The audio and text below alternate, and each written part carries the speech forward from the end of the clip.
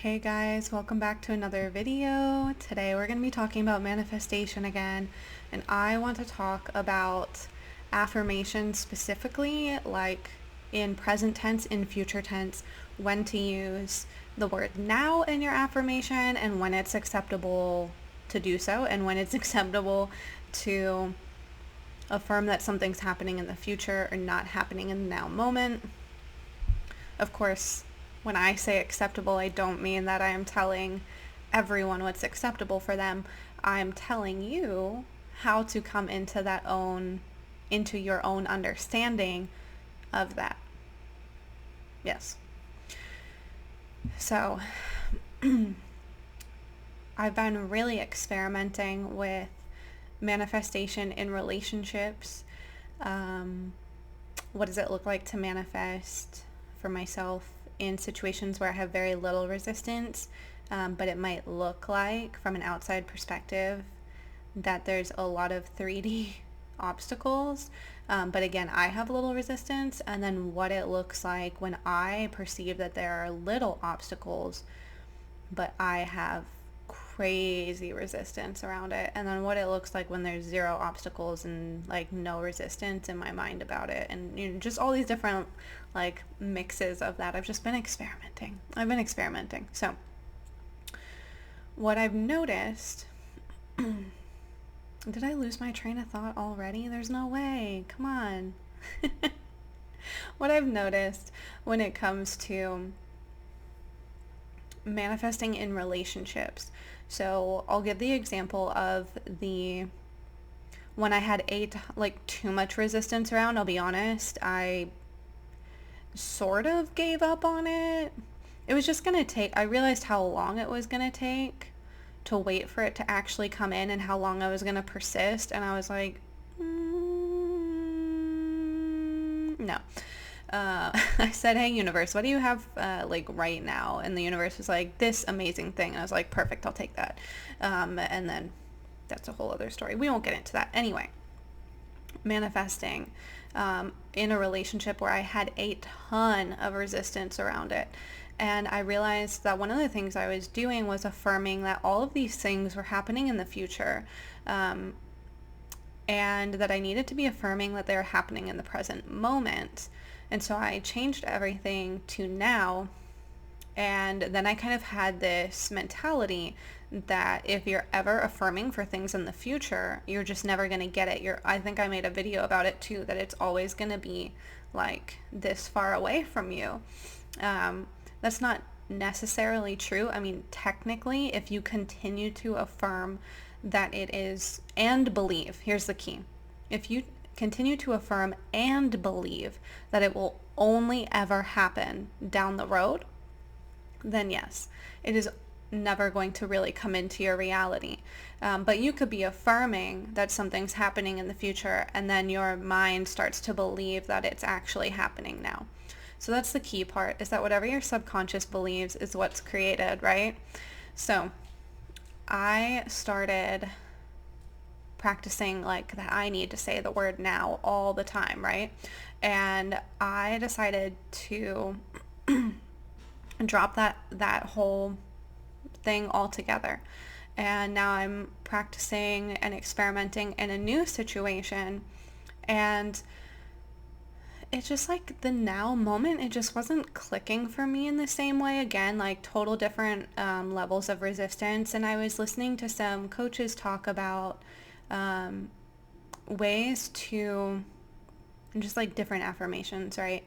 Because I always love to see different ways to phrase affirmations. I should make like a whole video about that. How can I help my mind get from point A to point B?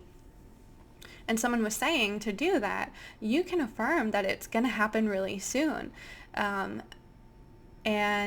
that it really doesn't, like, it's okay to do that as long as you're getting excited about it and you really believe it's going to happen. And I was like, oh, that makes so much sense. Why haven't I been doing this? Why did I think that that I needed to do the now moment all the time? And I realized it was because before, affirming that something was going to happen in the future, I had so much resistance around it that I was saying, oh, this is going to happen. But my brain was like, It's never going to happen. And I was not aware enough of that distinction to alter my affirmations to correct that. So again, new situation, like almost no resistance around this thing. And what I realized, this is the other really important part, is that I was triggering myself with the one that I had a lot of resistance around. So I was saying like, oh, like I'm going to get communication that I desire from this person. And then when it wasn't happening in my brain's time frame, if I was like, oh, it's going to happen soon, and my brain was like, okay, Friday means soon. Like if it's not by Friday, bad news. Bad news. You should feel awful about this. You should feel really bad, really triggered. Trigger the abandonment. Trigger the abandonment. So of course, like that's not really a good thing to set up for yourself. So switching to the now moment really helped me just embody that I was in communication with the person that I desired to be in communication with. Whereas saying that they would was triggering abandonment issues that I had not yet been able to address and heal to the extent that I did. Now, I was working on healing these things, but they just weren't there yet. I just wasn't there yet. And so now I'm in this new situation where I have very little resistance, and I'm like, oh yeah, well, why wouldn't this happen? Why wouldn't that happen? It excites me. And when it doesn't show up in the 3D, well, one, I'm not really putting like I was going to say I'm not putting a time limit on it in my head, but I am affirming that things happen during specific times of my day because I'm trying to set that up for myself, or I am setting that up for myself. But the key is that when it doesn't actually show up in the 3D right away, right? Because it takes time for your 3D to catch up. So when I say that I'm going to hear from someone in the morning or by this evening, or they're going to tell me what they want for dinner tonight in a text message, and it doesn't come through, I still feel like it does. I don't get upset that it didn't. Whereas in another situation, this would have triggered me and caused major setbacks. So I wanted to share that because I've learned this with myself. And I think that the key to when you should, or the way that you should frame time in your affirmations, if you want to, is, does it make you excited? And can you still embody the feeling of that wish fulfilled without the actual 3D verification or the 3D like backup of that? Because this is something we're creating, right? Affirmations, we're creating something. So we know by definition it's not going to show up in an instant. It's going to take at least 1 second. At least 1 second. So if something's giving you anxiety, like the way you're phrasing something or the affirmation or the timing of something, take a step back, especially with communication. Like I have a lot of really, really cool, fun stories about how I have just created a lot of reflections of abandonment and not being chosen in my life, specifically through communication. So that's been something I've been working really hard on healing and reflecting on and moving through. So you have to be aware of these things, right? Like what's going to trigger you, what's not going to trigger you, where are you at in your process, what affirmations can help you get there. When your affirmations are triggering you, it's time to take a step back and maybe do like a more general thing. Let me get some specific examples. So if you want to affirm communication, maybe you're in no contact with someone and you want to affirm communication, and saying that this person is communicating with you, affirming the communication itself doesn't feel good, what you can do is instead say something like, there are no obstacles between me and this person. Work on that affirmation until you really truly believe that there are no obstacles between you and this person. And then you can even go on to say, there are never obstacles with anyone when communicating with me. Maybe go broad first, right? That you believe that nobody has issues communicating with you. And then if it's something around family, get specific that none of my family members have issues communicating with me. They all communicate freely. They come to me with ease. These sorts of things. Start affirming around that, but maybe go a little bit more general for a bit and really work on your self-concept that these things like these obstacles don't happen for you. You are totally deserving of the thing you want, which is communication in this example. And then work your way down to that specific person as you really feel solid in it. And take your time with it, because it's a lot better to kind of work your way in than try and dive right in there and create a bunch of resistance around something and create the obstacles that you're affirming don't exist, right? Another helpful thing is that you can do affirmations like, I remember when, and then affirm the undesirable circumstance. So you could say, I remember when my brother and I didn't even talk, but now we're best friends and we're really close, and I talk to him multiple times a week. Things like that. Don't get like too negative with the undesirable, but it can help yourself to be honest that this situation did happen, but then the correction happened. I know like a common one for money is you can say, I remember when I used to be broke, but now I'm in financial abundance, or now I'm wealthy, or now I'm making X amount of dollars a month. I remember when I used to drive this broke down car, and now I'm in my dream car. You can use it for anything. And again, be honest with yourself, like, because it takes a really, I don't know what the descriptor I want to use here is, like, it takes a really high self-concept for a lot of these affirmations to not sometimes be counterproductive.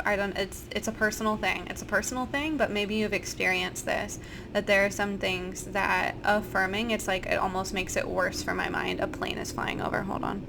So another example is like if there was fear, and fear is something you're working on overcoming, that's the one, right? You can say, I remember when there was fear in this situation, or I was afraid in the beginning, or he was afraid, or we were afraid, whatever, but now there's nothing but ease and love between us, and we're in constant communication, things like this. So I think that is it for my video. Let me gather my final thoughts. No, I think that's it. I think it's just really about being honest with yourself, what excites you and what doesn't. Finding a healthy balance too between consuming manifestation advice and just going with the flow and practicing. I saw a video because like I really love learning about manifestation. I really love it. It's because it's so much easier for me to help an outside situation that I don't have my own limiting beliefs around. So it's like really easy for me to help coach other people. But when it comes to my own life, it's my life, and I have blind spots, and I have limiting beliefs, and I have subconscious programming and blah, blah, blah, that it's not as easy for me to see. So I really love getting out there and seeing what, like YouTube has to offer. But I realized that I was kind of stuck in this loop of not balancing, just like letting my brain rest. And so I was like, oh, let me try this method, or oh, let me try that, let me look at this, or like this is affirming that I'm doing the right thing. But what it felt like it was doing was kind of looping my brain to being like, are we gonna really start this? And it kind of felt like it was almost like the buffering kept like reloading, not in a like really negative way. But then I saw a video where the coach like was like, you should, for every like one video, there was some sort of ratio for how to balance it, to just go out and be in the wish fulfilled. So what I like to do is I maybe watch a couple videos in the morning, or like when I'm eating a meal, I'll watch one video and then I go watch my show, or I just do a couple before bed, and then I spend all day. If there's something I need for my manifestation, I do my affirmations. And what I really like is kind of getting more broad and really saying like, there's just no obstacles between me and this thing. Like, this is our end game. This is my end game. This is my end goal. It's done. It's done. I have the dream house. I have the dream partner. There's no obstacles between me and that house. There's no obstacles between me getting this car. There's no obstacle. There's no obstacles either, I guess. I don't know. There's no obstacles between me and this person. Don't worry about the small stuff as much unless you've built up a lot of resistance, and then just really like focus on your self-concept.